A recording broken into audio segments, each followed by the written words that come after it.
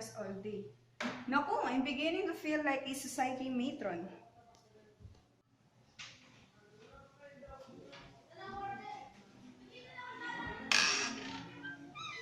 Oh, Tony, I thought you were in the provinces. But is that you, Aling Atang? Of course it's I. Foolish boy, who did you think it was? Carmen Rosales? You don't look like Aling Atang. I had my haircut. Do I look so horrible? Oh no, no. You just look wonderful. For a moment, I thought you were your own daughter. I thought you were Kikay. Oh, you're so palikero as ever. But come in, Tony. Come in. Come in, come in. Here, sit down, Tony. How's your mother? Oh, poor mother is terribly homesick for Tondo. She wants to come back here at once. How long have you been away? Only 3 months. Only 3 months? 3 months is too long for a Tondo native to be away from Tondo. Ay, my kumare, how old she must be out there? Well, Aling Atang, you know how it is with us engineers. We must go where our jobs calls us. But as soon as I have finished that bridge in Bulacan, Mother and I are coming back here in Tondo. Yes, you must bring her back as soon as possible. We miss her whenever we play panggigit. That's what she misses most of all. Now I understand how she feels. Your mother could never become a provinciano, Tony. Once a Tondo girl, always a Tondo girl, I always say. But I wonder if that's true after all. Look at my Kikay. She was over there in America for a whole year. And she says that she never feel homesick at all. When? When did Kikay arrive, Aling Atang? That girl arrived only last Monday. And look at what has happened to me. When she first saw me, she was furious. She said that I need a complete hook-around. She dragged me up to a beauty shop. And look what she had done to me. My hair is cut, my eyebrows are shaved, my nails are manicured, and whenever I go to the market, I must use lipstick and rug. All my kumaras are laughing at me. People must think I've become a loose woman, and at my age too. But what I can do? You know how impossible it is to argue with Kikay. And she says that I must learn how to look and act like an Americana because I have a daughter who has been to America. Just me, oh, do I look like an American? Oh, you just look wonderful, Aling Atang. And where is she now? Who? Kikay. Of course she is at home. She's still sleeping. Still sleeping? She says that in New York, people do not wake up before 12 o'clock noon. It's only 10 o'clock now. Besides, she has been very busy. Uy, like that girl, since she came home, welcome parties here and welcome parties there, and visitors all day long. That girl has been spinning around like a top.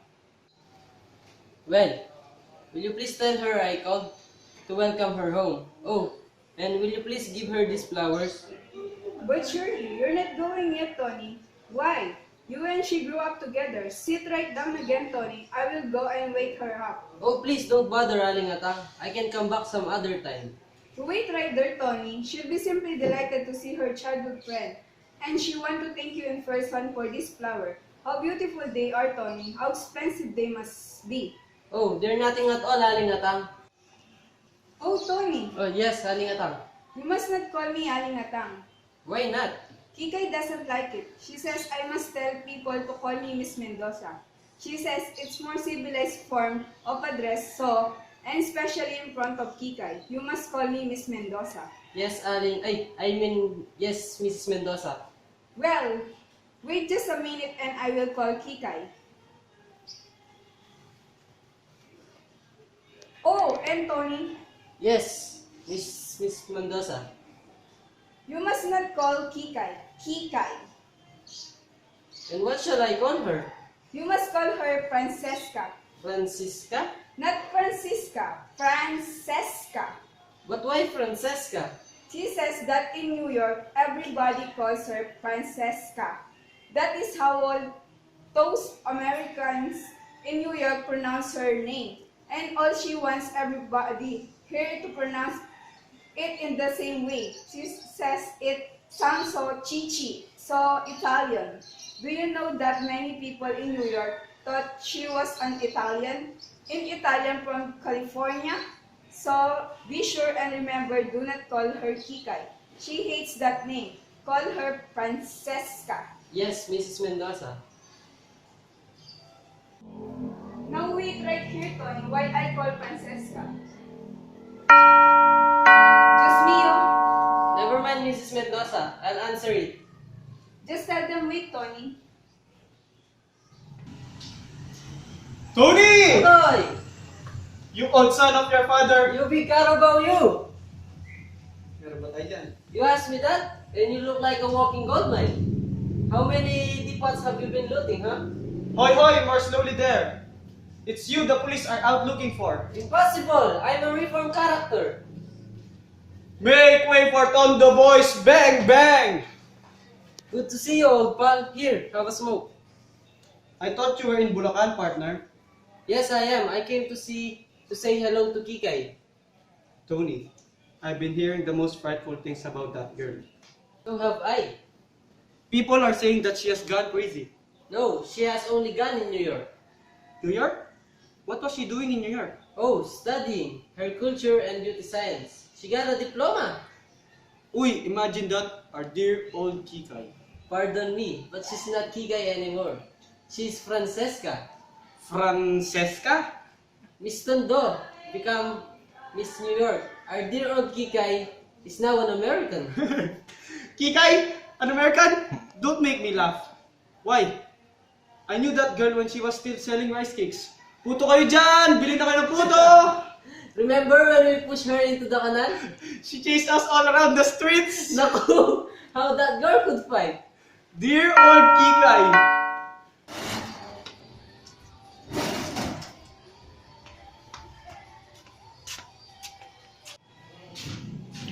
Oh, Totoy! Nena ngayon! Tony! What is all this Totoy reunion? We have come to greet the lady from New York. So have I. Is she at home? Aling Atang is trying to wake her up. To wake her up, is she still dreaming? No, she's awake already. She's changing. Good morning, Nena. Good morning, Totoy. Totoy, I said good morning. Why are you staring me like that? Is that you, Aling Atang? Good God! It is Aling Atang! Totoy, Aling Atang now prefers to be called Mrs. Mendoza. Oh, Tony, you know it's not I, but Kikay who prefers it. She was delighted with this flower, Tony. She thank you very much. Nena, if you don't stop gaping at me, I'll pinch you. Oh, how you used to pinch and pinch me when I was a little girl, Aling Atang.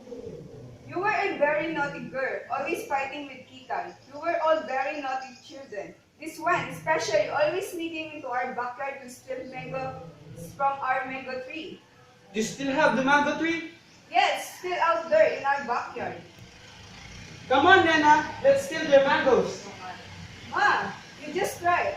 I still run as fast ever. See if you don't catch you again, I will pull your pants off. Ah, but I wear suspenders now, Mrs. Mendoza. Oh, you rascal, come with me to the kitchen.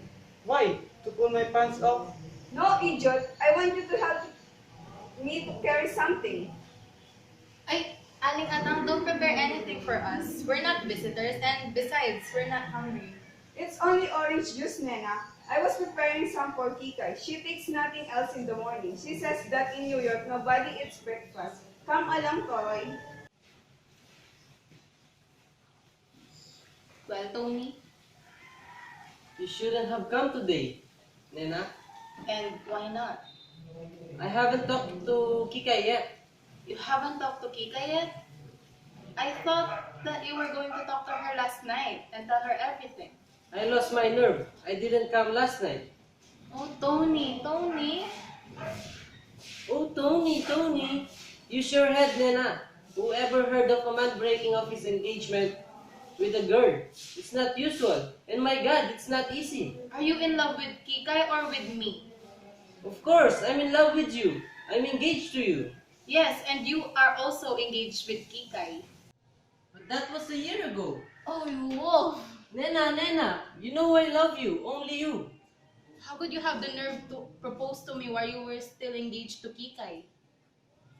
I wish I had never told you. This is what I get for being honest. Honest? You call yourself honest? Getting me to fall in love with you while you were still belong to Kikay?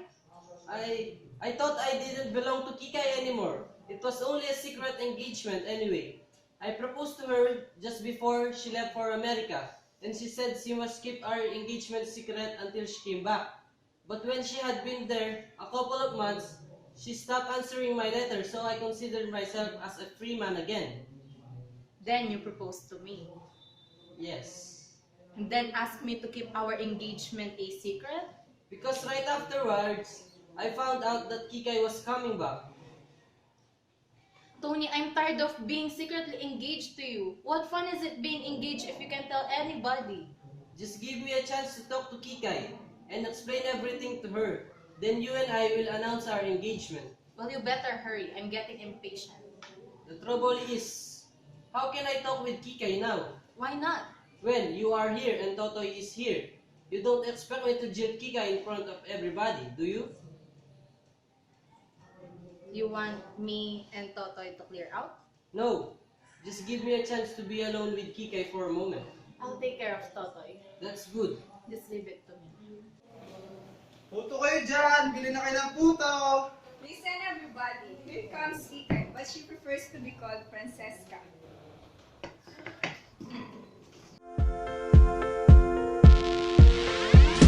Oh, her eyes make the stars look like they're not shining. Her hair falls perfectly without her trying. She's so beautiful, and I tell her every day. Yeah, I know, when I compliment her, she won't believe me. And it's so sad to think that she don't see what I see. Oh, hello guys, you're here! Nena! How cute you've become! Tommy, my little Bali, how are you? And Totoy, how ravishing you look! Goodness, you look like a Tondo super production in Technicolor! But sit down guys, sit down and let me look at you.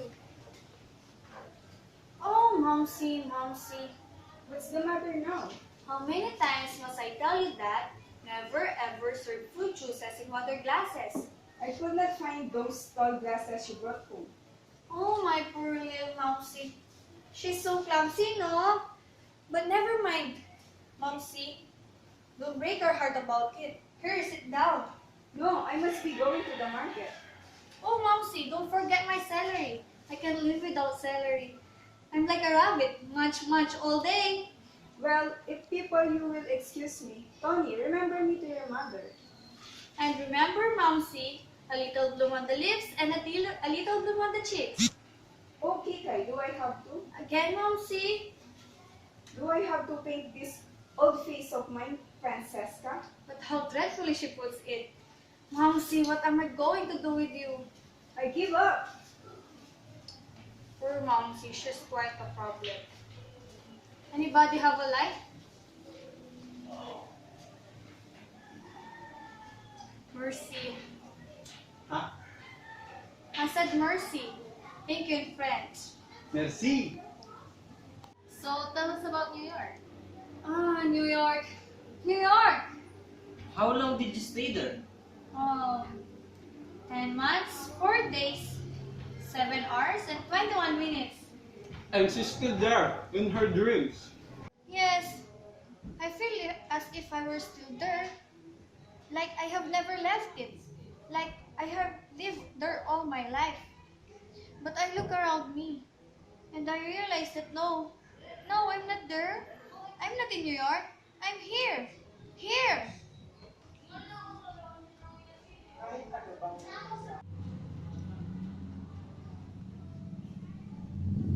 I'm home. They tell me. Home. But which is home for me? This cannot be home because my heart aches with homesickness. I feel myself to be an exile. Yes, a spiritual exile. My spirit aches for its true home across the sea. Ah, New York. My own dear New York. I feel myself I don't think you want to be here at all, boys. Yes, we shouldn't disturb her. And leave her alone with her for its true memories. home across the sea. Is that the girl we used to go swimming in the My mud own valleys? New York. Oh, New York, my dear home. Listen, oh listen. Now, in New York, it's springtime. Spring in New York. The daisies are just appearing in Central Park, and out in Staten Island, the breeze is again. Oh, we have a funny custom in New York. An old and very dear custom. When spring comes around each year, we, New Yorkers, we make a sort of pilgrimage to an old tree growing down by the battery. Oh, it's an old tree. It's been growing there ever since New York was New York. And we, New Yorkers, we call it our tree. Every spring, we go down to say hello to it and watch its first green leaves coming out. In a way, the tree is our symbol for New York, undying, immortal, forever growing and forever green. Ay, but please, please forgive me. Here I am going sentimental and just moaning away over things you have no idea about. No, you can't understand this emotion I feel for our dear old tree over there in New York. But I do, Kikay. I understand perfectly. I feel that way too about our tree. About what tree? Our mango tree, Kikay. Have you forgotten about it? How you and I used to go climbing up there and gorging ourselves on green mangoes. How our stomachs ached afterwards. And then these bad boys would come and start shaking the branches until we fell down. Aling Atang once caught me climbing that tree, and she grabbed my pants and off they came. And Kikay and me, we were rolling on the ground, simply hysterical with laughter. And Totoy, you kept shouting, "Give me back my pants! Give me back my pants!" But wait a minute. What is this tree you're talking about? Our mango tree, Kikay. The mango tree in your backyard. Oh, that tree. What's the matter, Kikay? Don't you feel the same emotion for that tree as you do for the one in New York? Of course not. They are completely different. I don't feel any emotions about that silly old mango tree. It doesn't awaken any emotions for me at all. Well, it does for me. And such happy, happy memories. I really must run out there and say hello to it. You know, Kikay, over here in Tondo, we have a funny custom. An old, and a very funny custom. We make a sort of pilgrimage about an old silly mango tree growing in a backyard. And for us here in Tondo, that is our tree. In a way, it is a symbol. Don't be silly, Nena. Look who's talking. That is exactly. Until you've been to New York, you can't understand ever. Oh, believe me, not to have lived in New York is not to have lived at all. The tree of ours over there, it doesn't stand for kid stuff and childish foolishness. It stands for higher and finer things, for a more vivacious, a more streamlined, and a more daring way of life. It stands for freedom, and for the Manhattan skyline, and for the Copacabana, and for Coney Island in summer, and for Grandstone on Riverside Drive, and for Tuesday nights at Eddie Condon's with Bill Bales Davidson working on the trumpet of his, and for Saturday nights at Madison Square Garden with the growling spilling all over the sidewalk, and for the Nickel Ferry Ride, the Staten Island, and for the St. Patrick Day Parade down Fifth Avenue, and for all, oh, it's impossible to make you see. I still prefers a tree that grows in Tondo. I second the motion. So do I. Oh, you funny children. I really must go and say hello to our tree. You don't mind, Kikay, do you? Of course, a child, do go. Totoy, will you come with me? To the ends of the earth. No, darling, just out in our dear little backyard. Oh, the backyard of Tondo, the barong-barong of my paho, and the streets of Sibacong. Listen, idiot, are you coming with me or not? Anywhere, dream girl, anywhere at all. Apparently, our Totoy still has a crush on Nena. Do wake up, Tony. Why are you looking so miserable about? Kikay, I don't know how just to begin. Just call me Francesca. I'll good beginning. There's something I must tell you. Something very important. Oh, Tony, can't we just forget all about it? Forget? That's the New York way, Tony. Forget. Nothing must ever be so serious. Nothing must drag on too long. Tonight, give all your heart. Tomorrow, forget. And when you meet again, smile, shake hands, just put sports. What are you talking about? Tony, I was only a child at that time. When? When you and I got engaged, I've changed so much since then. That was only a year ago. To me, it seems a century. So much has happened to me. I've become a completely different person in just 1 year. After all, what's a year? What's a person? Just relative terms. More can happen to you in just 1 year in New York than in all a lifetime spent anywhere else. Do you know, I feel as if I've always lived in New York. In spirit, I have always been a native Manhattan. When I first arrived there, I felt I have come home at last. It's my real home. Oh, listen, last summer, it was really hot. One of the hottest summers we ever had. I'd go riding on one of those double-decker buses just to cool off, and all those people from Kalamazoo and Peoria and other places like that would be wandering around the streets, sightseeing, you know, and there I would be on the top of the bus, looking down at them and feeling very amused at the way they gap at the skyscrapers and the way they gap at the shop windows. But I'd be feeling very proud too because it was my city they were admiring, and I feel rather sorry for them living out in the sticks. Listen, I don't want to talk about New York. I want to talk about our engagement. And that's what we cannot do, Tony, not anymore. Why not? Tony, you got engaged to a girl named Kikay. Well, that girl doesn't exist anymore. She's dead. The person you see before me is Francesca. Don't you see, Tony? I'm a stranger to you. We don't speak the same language, and I feel so much older than you.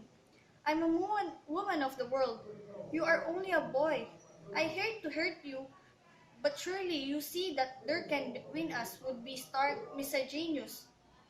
Imagine a New Yorker marrying a Tondo boy. Now look here. I'm sorry I've hurt you, but I wanted you to realize how ridiculous it would be to think that I could still be engaged to you. I'm not going to sit here and be insulted. Hush, Tony, hush. Don't shout. Don't lose your temper. It's so uncivilized. People in New York don't lose their temper. Not people on the hot mouth anyway. What do you want me to do? Smile and say thank you for slapping my face? Yes, Tony, be a sport. Let's smile and shake hands and just friends. Huh? Be brave, Tony. Forget. That's the New York way. Find another girl. There are other girls in the Easters. As they say in Brooklyn, you'll find somebody else, someone more proper for you. If you weren't a woman, I'd... Hold it, Tony. You must never, ever hit a woman. Hey, what's going on here? Nothing at all. What were you two quarreling about? We're not quarreling. Tony and I just decided to be good friends and nothing more.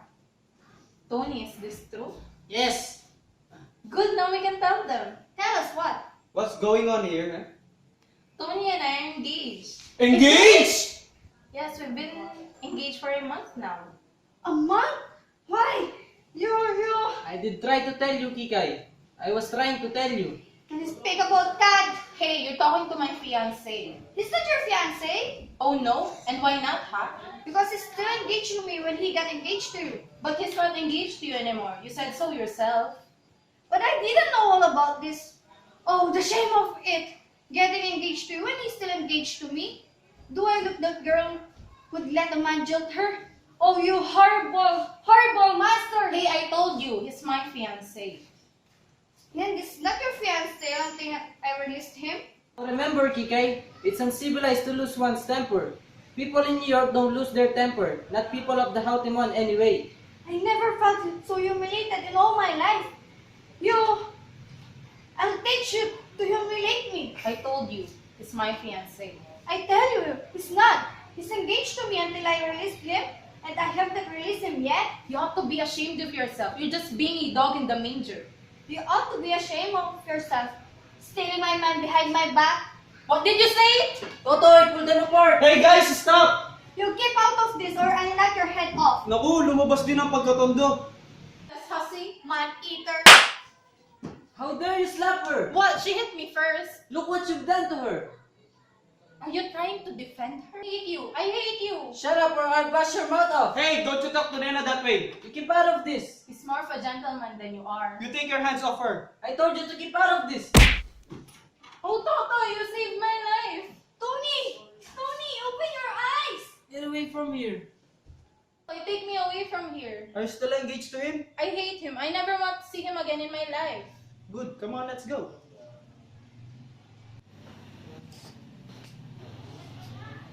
Now you've ruined my life. I hope you're satisfied. I have ruined your life. You have ruined mine. What you need is a good spanking. Don't you come near me. You can't boy. Don't worry, I wouldn't touch you with a 10-foot pole. And I would not touch you with a 20-foot pole. Just 1 year in New York and you forget your old friends. Just 1 year in New York. And then, what do you do? But when we got engaged, you're sure to be true. You promised to wait for me, and I believe you. I believe you. Oh, you're fickle. What are you crying about? Be brave. Forget. That's the New York way. Nothing must ever be too serious. Nothing must ever drag on too long. Oh, Tony, I've been such a fool. I'm so sorry, Tony. Well, I'm not glad I found out what kind of person you are. Oh, Tony, you're wrong. You're wrong. I'm not that kind of person at all. Oh, person? It's a relative term, huh? Yes, Tony, that was Francesca saying all those silly things. But Francesca exists no more, Tony. The girl standing for you is Kikay. In that silly dress? It's true, Tony. I'm Kikay. Remember me? We used to go swimming together when we were kids and come back, Tony. If I were right, I was engaged to a girl named Kikay. Yes, and you're still engaged to her. Welcome home, Kikay. How was your trip? Horrible. I could not wait to get back. Like it in New York? Uh-oh. Give me Tondo time. Why didn't you answer my letters? Oh, Francesca would not let me write, Tony. That misty girl, I'm glad she's dead. Francesca. Oh, Tony, are you still here? Francesca, don't be angry, but I could not live without it. That was Francesca, Aling Atang. Francesca is dead. The girl standing before you is Kikay. But Kikay is Francesca. Oh no, Inay. I'm not Francesca. I'm Kikay. I give up.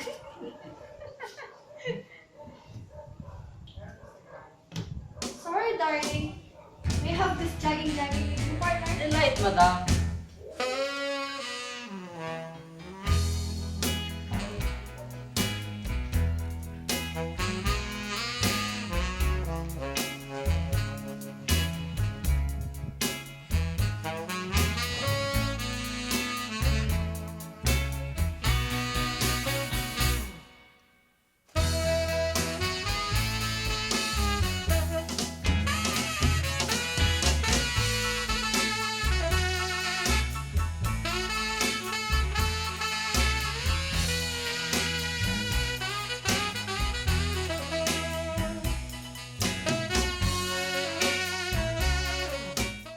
Months, 7 days, 10 hours and 21 minutes. She's still there. Of an old silly mango tree. And for us here in Tondo, that tree.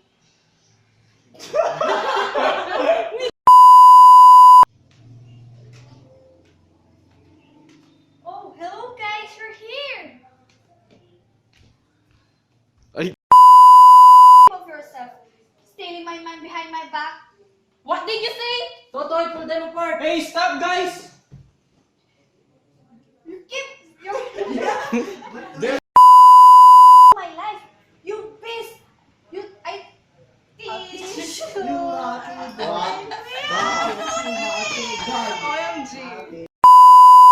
Plus hussy, man eater. How dare you slap her? Talo.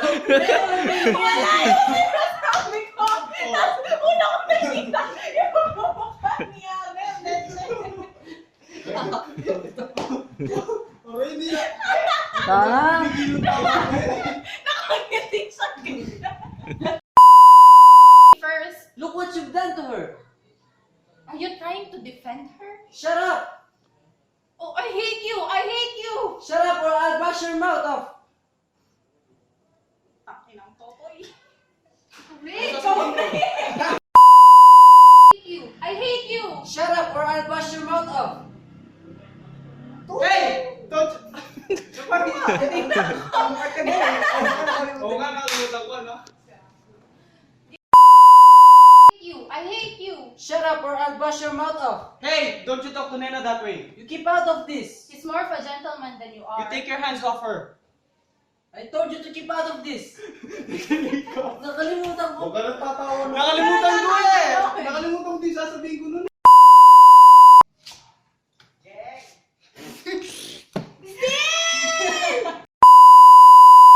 You need is a good spanking. Don't you come near me, you can't boy. Don't worry, I wouldn't touch Ay, you cut! then spanking. Don't worry. Don't worry. Don't worry. I hope you're satisfied. I have ruined your life. You have ruined mine. What you need is a good Arrem Jay Garcia. Apit ki. Francesca. Oh, Tony, are you still here? Francesca, don't be angry. Cut. Marami ako shooting kaya mo.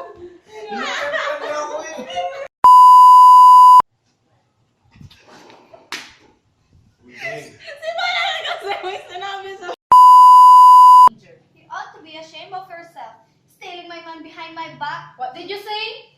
Tony, Totoy. Stealing my man behind my back. What did you say? Totoy, pull them apart. Ang awkward. Eh? Yun. Sandali.